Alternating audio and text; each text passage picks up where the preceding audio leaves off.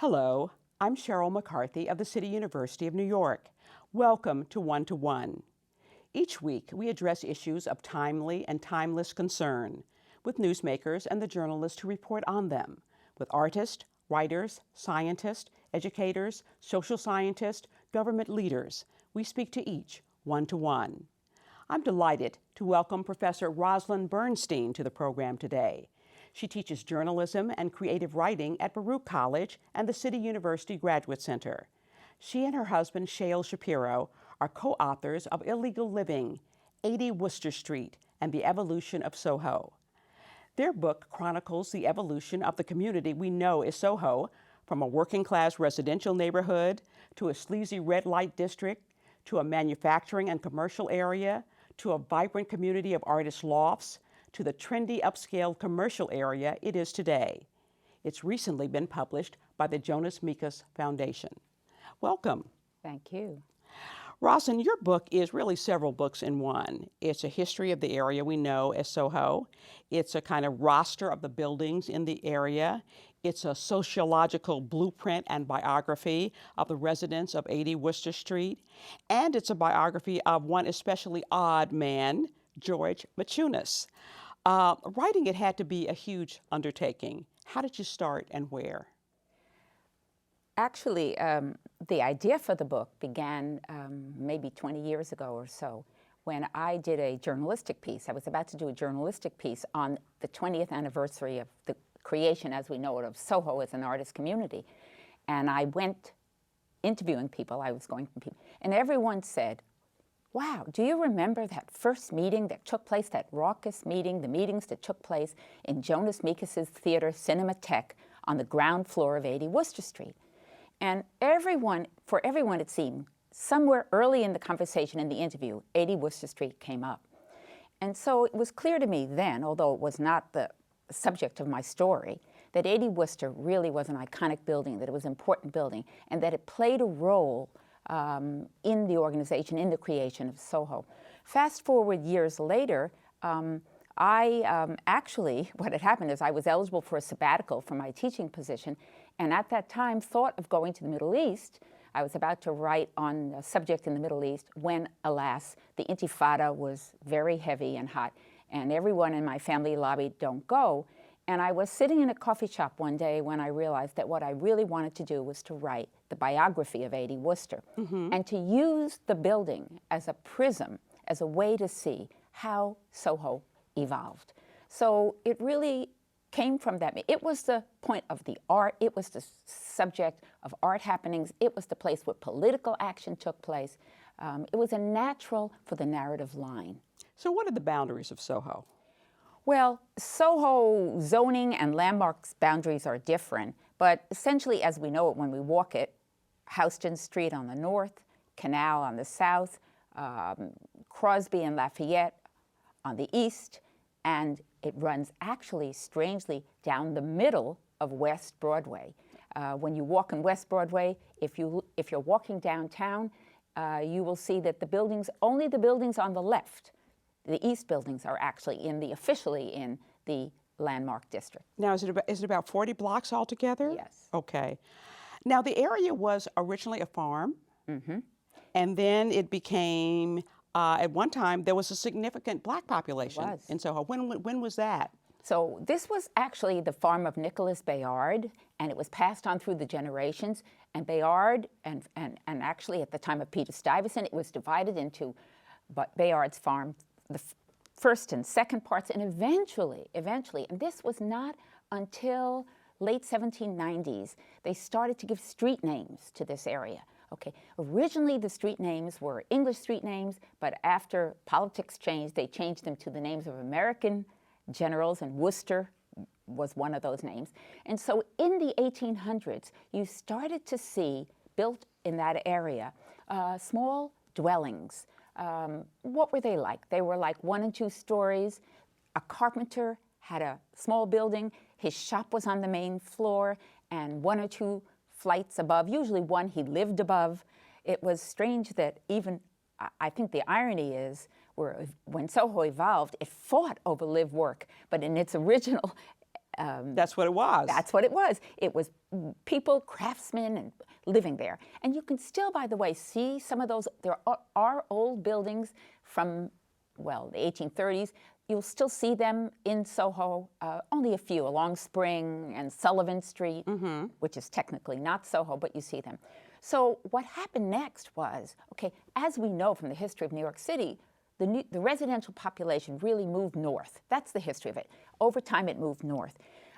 So you had these tradesmen living there, and you always had a servant population that served various people who were living in Lower Manhattan. So you had the living in Soho for over 200 years, a free black population that lived in some of the buildings. Largely, they were buildings west of West Broadway. So they were on Thompson and Mercer, whatever. And they would also always be near a white institution, but they were there forever. What happened to change the neighborhood from this residential neighborhood of dwellings was, first of all, the corridor on Broadway developed. Big hotels were built, and it became a kind of entertainment center, big buildings. And as often happens with an entertainment center, there was sort of the other side of it. And you started to see the buildup of a red light district along Wooster and Green. And so eventually, the neighborhood got a little seedier, a little shakier, and you started to see some of the residents who had lived there move uptown. Right. Now, uptown could mean Greenwich Village, Right. you understand? And then it became a sort of like manufacturing industrial district? Well, two factors conspired to really do that. It wouldn't have happened probably without this. First of all, most of what we're talking about now is post-Civil War. Okay. One, the invention of the elevator. Okay. Otis elevator, which pretty much was 1857. There were various, but that began the thinking of a vertical building. Okay. Possibility. Two, there was the invention of cast iron components as a way of building. So those two factors, and the fact that the population was moving north, they started to tear down some of these dwellings and began post-Civil War to build what essentially we now know as manufacturing buildings, warehouse buildings, loft buildings. They were built cast iron, and many of them were 5, 6, 7 stories, and they had elevators, and they were suitable for manufacturing. And then as their life evolved, many of them became more warehouses, Right. But essentially manufacturing. Cardboard box companies and doll companies and candy companies. Okay. Now, by the time in the mid-'60s, what kind of state was the neighborhood in? Well, it's really important to understand what had happened just before the mid-'60s. There was already a political debate. The City Club of New York had done a study, and they basically said, all of these buildings, they're underutilized. Not much manufacturing is going on there. We recommend, City Club, that they be raised. There was proposal for middle-income housing, Mitchell-Lama, all these things. And the City Planning Commission wasn't all that happy with that. So they commissioned their own report, and the person doing it was a man named Chester Rapkin, who later became an official with City Planning. But it was called the Rapkin Report, and he went door to door with his surveyors, and he said, not so, not so. There really are still manufacturing uses here. The buildings aren't underutilized. But there was a complex situation going on. Not only was there talk of raising the neighborhood, but there was also talk of expanding, creating something called the Broome Street Expressway. And that would have connected the Williamsburg and the Brooklyn Bridge to the Holland Tunnel. And that meant tearing down half the block on either side of Broome Street. So the people who owned these manufacturing buildings, the owners, they didn't want to commit to a long-term tenant. One, manufacturing was becoming obsolete. The streets were narrow. It was hard to do things vertically. Two, there was talk of tearing down the buildings either for Mitchell-Lama or for the expressway. So what they said is, you know what, we won't commit too much. We'll just rent it sort of under the table to artists. We'll let artists come in there and we'll make a little money while we wait and see what's going to happen. So were the artists already there when George Maciunas entered? There were some artists living there, not a huge number, but where they were living as rental tenants. They were not organized in buildings. Now, keep in mind that 80 Wooster was not the first artist co-op. There was one in Greenwich, and there was, of course, Westbeth. But this was the first one in Soho. And Maciunas had a grand design. And this was a Lithuanian guy, an Right. artist. A graphic artist and an artist. He really didn't care about legal, hence the title Illegal Living. He had a design, which he had a plan, okay, and his plan consisted of buying buildings, underutilized building, getting them cheap, selling them off to artists, fixing them up at the minimum. Now, in his prospectus, he said that they were going to be with minor zoning changes. I believe that's the phrase. Well, that wasn't true. There was more than minor zoning changes that were needed. This district was an M1 manufacturing district. It was all right to buy it. It was all right to do your art in it. What was not legal was living there. But what he envisioned were work and living spaces for artists. He did. And he envisioned more than that. George Maciunas, you could write, there are books just on George. Okay, he envisioned a place that had common dark rooms. He envisioned a place that had food co-ops. He envisioned a real collective building and neighborhood, a neighborhood of collectives where artists had resources and shared resources. Okay, we're going to take a short break. We'll be back with more with Professor Roslyn Bernstein, co-author of Illegal Living, 80 Wooster Street and the Evolution of Soho. Secondhand smoke kids breathe in smoke that can have as much nicotine and carbon monoxide as what's inhaled by a smoker. About half of secondhand smoke kids have cancer-causing chemicals in their bodies. They suffer more frequent and severe asthma attacks, and some studies even show a link to learning problems. Don't raise a secondhand smoke kid. Quit smoking today. For help, call 311. Mom, I'm not gonna go to college. What are you saying? You've got to go to college. Well, they offered me a job and... Son, college is much more important. No. Yes. No, Mom. Yes. Anyways, it's my decision. Okay, well then decide what degree you're going to get because you will go to college. Their tomorrow depends on your words today. The Hispanic Scholarship Fund has the information you need to help your kids go to college.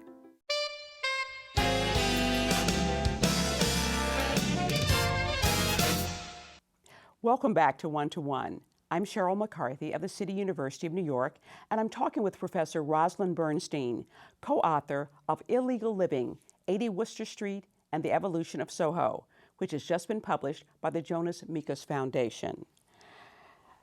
George Maciunas had no money.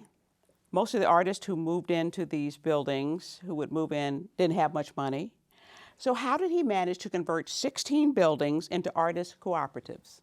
That's the magical question. And there's a big debate on the answer here. Basically, first of all, George negotiated to buy the buildings at a low cost. I mean, 80 Wooster, he bought for $105,000. Now, keep in mind that the building, when it was first built by a developer, was sold for $200,000 in 1894. So it was half the price in 1967. But beyond that, George was a genius. He ran ads in the Village Voice. He spread the word through the downtown network, largely at Judson Church, Judson Dance Theater. And the word was, if you had a few $1,000s, you could have huge space, okay? And the artists were desperate. So they could not get a bank loan. It was not fundable that way. So they borrowed. My husband, Shael Shapiro, didn't have any money, but he borrowed $5,000 from his aunt. Okay, that's what most of them did. Most of them borrowed anywhere from $3,000 to $5,000, plus another $5,000 or $7,000 for what George gave them, which was really a rudimentary kitchen and a bathroom. And they moved in. And they moved in knowing that they were illegal, knowing that if the building inspector showed up, they had to hide the beds and everything behind a curtain, knowing all of the above. You talk about there were promises that Maciunas made to them about the bathrooms, right. And he provided this gray tile. It was really like pioneer living, wasn't it? It was pioneer living. Basically, the streets were commercial during the day. Taxi wouldn't take you down there. The Soho kids and the Soho playgroup all knew one another. You peeked out the window. You didn't answer the door if you thought it was a building inspector. But as they started to build, don't forget, slowly but surely, they built up a critical mass. And that critical mass, George would never have gone the route of trying to legalize it. But the critical mass, people started to have a vested interest in keeping their spaces. They didn't want to be pushed out. So that was the reason why, as one building became, he would turn the money over from one building to another. It was sort of a pyramid scheme. It was. Now, people in the first, allegedly first of these flux houses, was 16 to 18 Green Street, and that did not end up being one of his flux houses. They became, because they were suspicious that George was doing something illegal, but most people agree he wasn't. He was just really rolling the money over from one to another, using artists as workmen, and somehow managing to get done, forgetting about issues of legality. Right. In fact, just one quick thing, that because he couldn't get them zoned, he formed these buildings as agricultural co-ops. And as you said, none of the workers were sort of like licensed kind of construction workers. It was sort of like learn as you go. It was. Plumbing and construction and electrical wiring. We've interviewed many of these workers, and one of them said that the ad in the Village Voice that he answered said, the weak, W-E-A-K, should not apply. Okay, and he wasn't a musician or an artist, but he became a plumber and electrician. What kind of landlord was Machunas? Well, he wasn't really the landlord, but he was sort of the organizer. Right. He had his office in the basement of this 80 Wooster. He lived actually around the corner. The buildings, people say of George that he was fastidious, even compulsive, that he was a little dictatorial, but he wasn't the landlord. He didn't see himself as the landlord. He was the organizer of the building, and then they took off. And of course, what happened was, the people started to say, wow, wait a minute, the moment's right. First of all, there became publicity in Time magazine and Life, whatever. Everybody was writing, Soho, the new arts magazine. 2, they demapped the Broome Street Expressway. They killed it.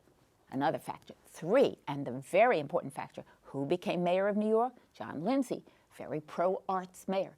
So all of these factors conspired. All of a sudden, these illegal artists said, wow, let's meet and see if we can legalize. George didn't care about that, but the artists did. It was pretty complicated getting the zoning changed. It was. The whole thing with the certificate of occupancy. I'm not sure I know what a certificate of occupancy is, but they didn't have them.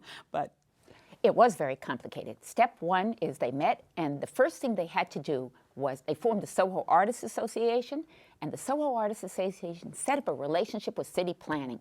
And the minute they began to work together, that was sort of pushing it through. And basically what they did is they got the establishment of a new category, and it was allowing for joint live-work living in these buildings. Right. Now, to do that, you had to be, here was the catch, you had to be certified as an artist, and Cultural Affairs was deemed the certification agency. So it was organized, and this, by the way, excluded from this design anything on the ground floor, which they wanted to keep a different feeling for, and it excluded any new buildings. These were just existing buildings. Okay, so that, however, was only changing the zoning. In order to get a certificate of occupancy to mean a building is fully livable, that has to do with building code, with safety issues. So then there was more, and my husband, Shael Shapiro, and others like Jim Stratton and Bob Wiegand and others, they were active on these committees, pushing it with city planning. The next thing they got was changes in building codes so that they could exhibit. And the final thing of this package was something called the loft law. Why did they need the loft law? The loft law was because many of the buildings, despite all this going on, still didn't have, and still don't have to this day, some of them, C of Os. So what rights did these people have? They could be kicked out. The buildings weren't legal. So basically the loft law grandfathered these people and said, you're a tenant, nobody can kick you out. So that was pretty much the process. And what was it like living? We talked about what it was like sort of living in the building. They had an elevator that you had to holler down. The elevator's coming and haul the elevator up. Well, I mean, everyone has these Soho stories. First of all, if someone visited you, you put your keys in a sock and you threw it out the window and they had to catch it on the street below. Okay. Second of all, these elevators, the one that I had in my building were elevators we had to turn. They were manual elevators. A lot of the artists kept them because the larger ones were bigger. And you had to bring it to your floor. The one at 80 Wooster didn't even have a cover to it, so it was not particularly safe. And George had promised them, it's so interesting in the original perspectives, That there would be an automatic elevator one day. In fact, that was one of the reasons we ended the book on that ironic little note. We ended the book on How 80 Wooster, chapter 10. It was called Where's the Art? But the irony is, we speak about the new illegals, which I'll talk about in a moment, but we speak about the fact that that's how they finally got their new, they finally got a new elevator, and they got the new elevator not because of the artist, but because one of the new, most recent tenants had the money to fund the elevator. Tell us the Fluxus movement. So the Fluxus movement, George was one of the founders of the Fluxus movement, famous Fluxus artist, Yoko Ono, Nam June Paik. In the building was Bob Watts, who's no longer alive. He was a Fluxus artist at Rutgers. And they were, this is all part of you really can see the nexus of this. George was a rebel. He didn't care about legalizing the building.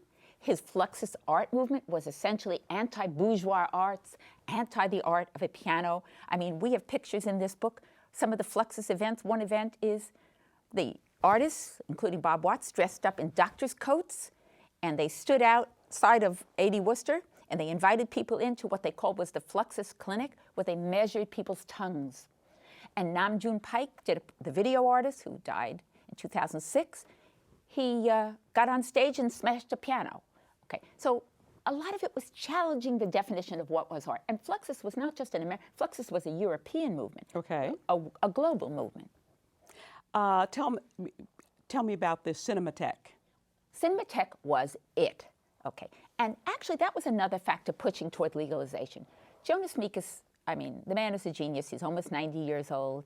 As you know, his anthology film archive still exists. It's now thriving on 2nd Avenue. Do they show films? Do they show films? They do. They show avant-garde films and historical films. He is really the man who founded and respects the history of film. And so Mekas had a Cinematheque elsewhere, but his idea was he was going to establish 2 downtown theaters, one at 80 Wooster and one at this building 16 to 18 Green. He didn't have enough money for both, so he set up Cinematheque, and he was open only a short time when he was closed down. Because there was illegal living going on in the building. Okay, and he began to rant and rave. Where did he rant and rave? He was a columnist for the Village Voice. So in his cinema columns and in his advertising, I studied them. I mean, one is more powerful than the other. He was condemning. How can there be such a thing, he said, as illegal living? I mean, we borrowed not exactly that phrase, but the concept came from Jonas, who was closed down. And so when Jonas's theater, that little theater, 72-seat theater, was where everything happening. Butchering happened there. John and Yoko were there. Philip Glass performed there. Richard Foreman's plays were there. Steve Reich was there.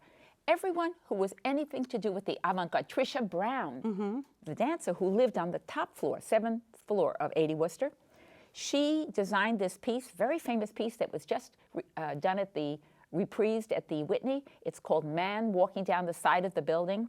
She had her now ex-husband Joe Schlichter in a harness walking down the back of 80 Wooster, and below in the courtyard are John and Yoko and all the others. And we interviewed... and that was the artwork, this guy walking down the side of the building. And we interviewed Schlichter in Hawaii a number of years ago for the book, and he jokingly said, wow, he said, that was one of the dangerous things. He said, I don't know, maybe she was trying to kill me, and they were divorced shortly after that. Spider-Man could probably use some of their technology because they're having some troubles. We got 1 minute left. What happened in Soho really became an inspiration for other artist communities around the world, right? It did. Basically, this model was replicated everywhere. In Austin, Texas, in San Diego, in Berlin, and everywhere. Globally and nationally, essentially.